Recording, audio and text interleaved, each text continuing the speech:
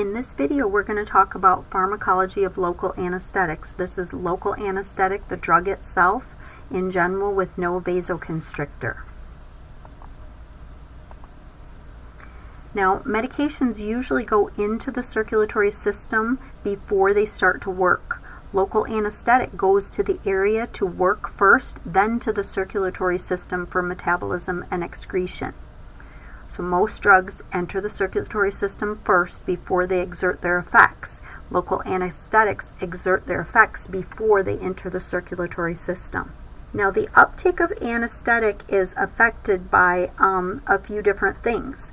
It's affected by the total dosage of the anesthetic, whether there is a vasoconstrictor, so presence of vasoconstrictor, the vascularity of the injection site, and the vasoactivity of the drug. All local anesthetics possess some amount of vasoactivity. Most are vasodilators. Cocaine is the only vasoconstrictor.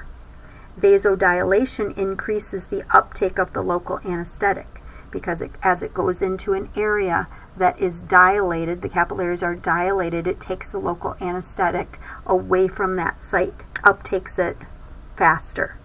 Now, if an anesthetic is very vasoactive, it doesn't last very long because of that process, the uptake of the local anesthetic through the vasodilated or the dilated capillaries. Some anesthetics are more vasoactive than others. Procaine is the most vasoactive, which is Novocaine, and we don't use that as a dental anesthetic, and that's one of the reasons. The uptake of anesthetic varies with the route of administration. So for topical anesthesia, intact skin and the surface of mucosal tissues are where topical might be placed. Intact skin absorbs very little of that topical local anesthetic, but the mucous membranes absorb local anesthetics very well.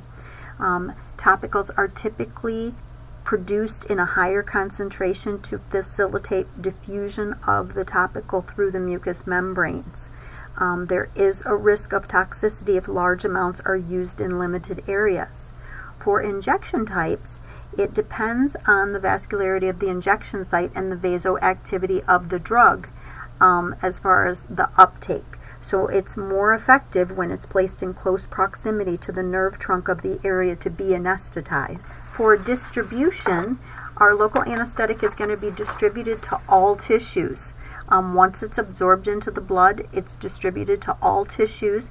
It goes to the highly vascular organs first, so the brain, the head, the liver, the lungs, the kidney, and the spleen. Those initially have the highest blood levels. Now, most will end up in skeletal tissue because it makes up the greatest mass of the body.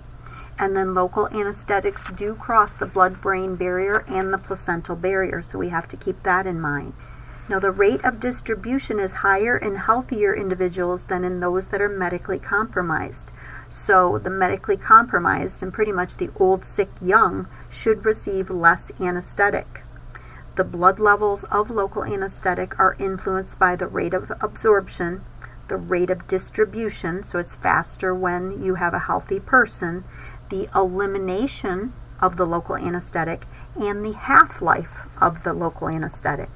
The half-life is the time required for a 50% reduction in blood levels. So this is important to think about when we're giving a second dose. If we're looking at lidocaine, the half-life of lidocaine is 1.6 hours, so 90 minutes. So in 90 minutes, 50% of the lidocaine will have been metabolized and removed from the circulation. In 180 minutes, 75% would be removed. In 270, see we're adding 90 minutes every time, 270 minutes we would have 87% removed.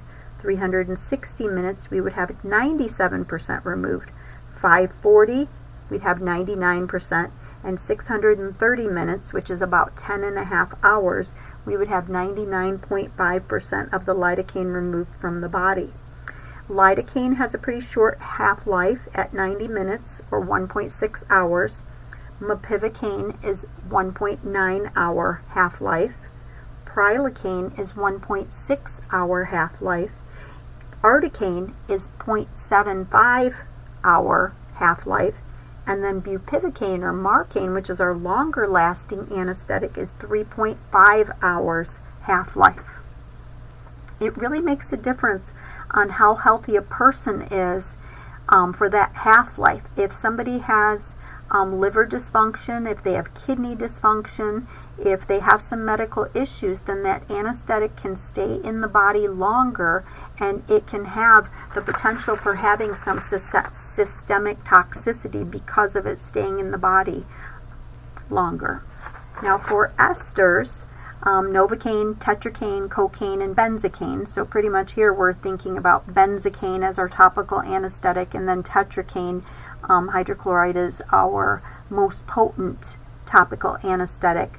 These are esters. These are the only esters that we use. We don't have any injectable esters. These are metabolized by the plasma, or in the plasma by the plasma enzyme pseudocholinesterase. They are metabolized into PABA and dethyl alcohol. Many people are allergic to the metabolites, or the PABA part of the metabolism of the ester. So with ester metabolism, the byproduct is PABA, and the patients are usually allergic to PABA. Esters are not used in the U.S. anymore in an injectable form. But for esters, there's an absolute contraindication to use an ester, which this includes benzocaine or tetracaine, for somebody with atypical plasma pseudocholinesterase. That means they don't have the enzyme that metabolizes the ester type anesthetics. So that would be an absolute contraindication to not use an ester. Some people can't metabolize esters because they have an atypical form of the enzyme, the pseudocholinesterase enzyme that normally would metabolize esters. So it's an absolute contraindication to use ester local anesthetics, which is for us benzocaine, if they have atypical pseudocholinesterase. So absolute means that we do not use it, we absolutely don't use it, and relative means that we use it with caution. We think about whether we really need to use it, and we use it minimally or judiciously. Now amides, lidocaine is the most common amide. It is typically used by most offices. You'll find lidocaine in every anesthetic drawer. Amides include lidocaine, mepivacaine, which is typically used without epinephrine. It's commonly used in kids or elderly because it's less vasoactive, so it kind of stays in the area without us needing to have epinephrine in the anesthetic. Prilocaine is another amide anesthetic. That is one that is metabolized in the lungs and liver, because typically amides are in the liver. Prilocaine is in the lungs and liver. We wouldn't want to use prilocaine on somebody with COPD. Articaine is amide that behaves like an ester. So it's metabolized, like we've said, 90% in the plasma and 5 to 10% in the liver. If someone has poor liver function, the absorption would be slow, and it may keep the local anesthetic blood levels up and increase the chance for potential toxicity.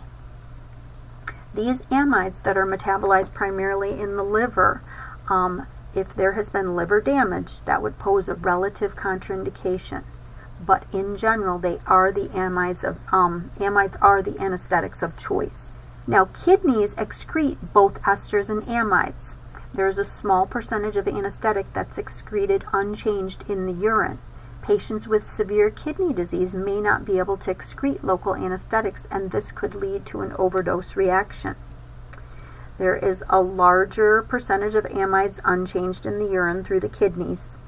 Most esters are hydrolyzed in plasma and very little in the urine.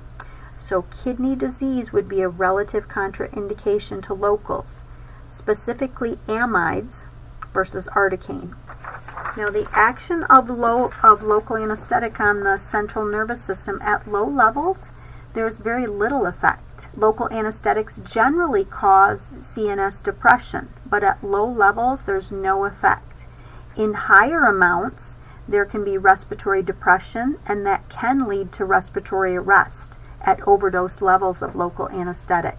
Now, lidocaine can be used to manage dysrhythmias or hyperexcitability of the myocardium.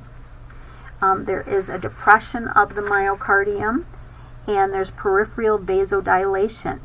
There's very little effect of blood pressure at low levels of local anesthetic, but there's profound hypotension, so low blood pressure at high levels. So local anesthetic in the blood following 1 or 2 dental cartridges is not associated with cardiac depression. Now, 2 signs of local anesthetic toxicity are myocardial depression and cardiac dysrhythmia. So a bradycardia situation where the heart rate is below 60 beats per minute. Star, star, star. So local tissue toxicity can happen with local anesthetic, but it's usually reversible. Remember, all local anesthetics except cocaine produce peripheral vasodilation. That vasodilation increases the absorption, takes it away from the site, and it shortens the duration of action.